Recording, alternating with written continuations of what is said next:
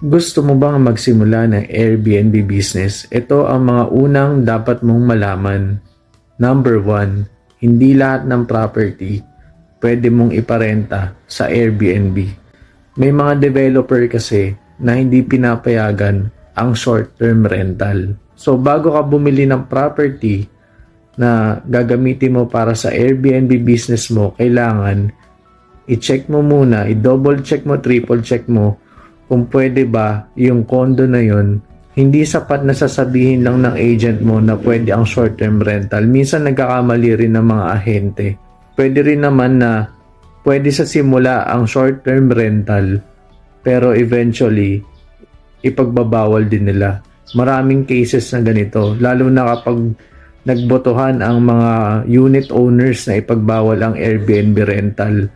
Pwede mangyari to. Kaya dapat i-check mo sa track record ng developer kung marami na ba silang property na may ganitong pangyayari. Pangalawa, mabilis ang income pero mas malaki ang gastos. Kung ikukumpara mo kasi sa long-term rental, mas malaki talaga ang income sa short-term rental. Pero kailangan mo rin i-consider kung magkano ang budget mo at yung monthly gastos ng short-term rental.